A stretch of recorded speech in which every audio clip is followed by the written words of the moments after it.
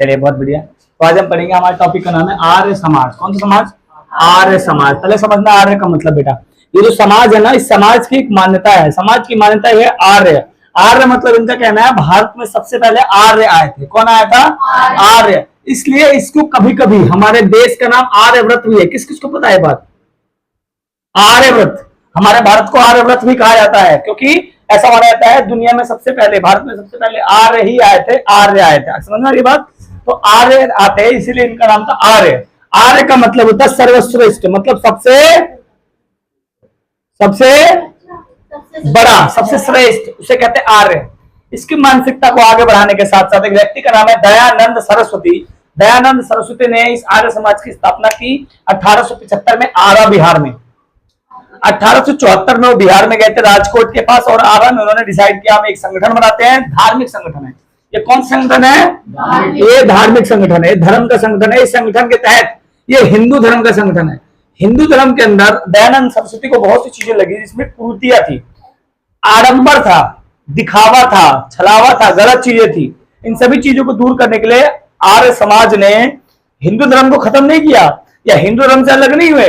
हिंदु धर्म में इन्होंने नियम अलग बना दिए, जिसमें से सबसे पहले तो ईश्वर निराकार है। ये बोलते हैं ईश्वर निराकार है। निराकार मतलब ईश्वर का कोई आकार नहीं है। ये कहते हैं ईश्वर का कोई भी आकार नहीं है, ईश्वर हमारे मन में है, ईश्वर का कोई भी आकार नहीं है।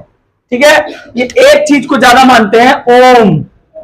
इसको मानते हैं, ओम को ज्यादा मानते हैं। इनका ध्वज है गेरुआ कलर का, उस पर ओम लिखा हुआ है।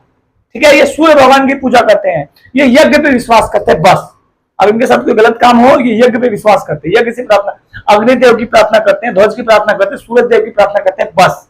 ये होली खेलते हैं तो फूलों से होली खेलते हैं, क्योंकि इनका मानना है रंगों से होली खेलना वेस्ट ऑफ टाइम है, वेस्ट ऑफ मटेरियल है। हम ऐसी चीजों को क्यों मनाए जो खराब देते हैं? जैसे ये दिवाली में केवल दिए जलाते हैं, इनका मानना है हम क्यों पटाखे फोड़े, दूसरों को क्यों प्रोत्साहन करें। तो यह आर्य समाज। आर्य समाज की स्थापना 1875 में दयानंद सरस्वती ने की, लेकिन उसके साथ साथ केवल धर्म की बात नहीं की जाती है। हिंदू धर्म एक ऐसा धर्म है जो धर्म के साथ साथ पढ़ाई की भी बात की जाती है, और इसको ध्यान में रखते हुए दयानंद सरस्वती को एक बात पता थी कि इंडिया में अंग्रेजों के आने के बाद उनसे हिंदुओं की पढ़ाई छीनी जा रही है। तो उन्होंने कहा था वेदों की ओर लौटो। क्या कहा था? वेदों की ओर लौटो उन्होंने कहा था। और वेदों की ओर लौटो इन्होंने कहा था, बहुत सारे एसएससी क्वेश्चंस में आता है, वेदों की ओर लौटो किसने कहा था? इन्होंने ही कहा था। ठीक है? एक और इन्होंने किताब लिखी है, उन किताब का नाम है सत्यार्थ प्रकाश। सत्यार्थ प्रकाश इनकी किताब का नाम है, दयानंद सरस्वती के। और वेदों की ओर लौटो इनको कहा जाता है। और इंडिया के मार्टिन लूथर ये हैं, इन्हें कहते हैं Indian Martin Luther. Martin Luther के बारे में किसको पता है? वही बंदा जिसने चार्ट पेपर पे 92 क्वेश्चन चर्च के बाहर टांग दिए थे, मार्टिन लूथर। तो इंडिया के मार्टिन लूथर है, इन्होंने ही कहा था वेद की ओर लौटो। इनकी किताब का नाम है सत्यार्थ प्रकाश। उसके बाद जब उनको लगा कि इनसे पढ़ाई छीनी जा रही है बच्चों से, तो इन्होंने कहा हम खुद की स्कूल बनाएंगे। उस स्कूल का नाम था डीएवी पब्लिक स्कूल। किस किस को पता था डीएवी पब्लिक स्कूल के बारे में? चलिए, डीएवी पब्लिक स्कूल किसका है ये किसको पता था? नहीं पता था। अब मैं बता दूं सच्चाई, डीएवी पब्लिक स्कूल में हर सैटरडे को हवन होता है, वहां पे मंत्र उच्चारण कराते हैं बच्चों से।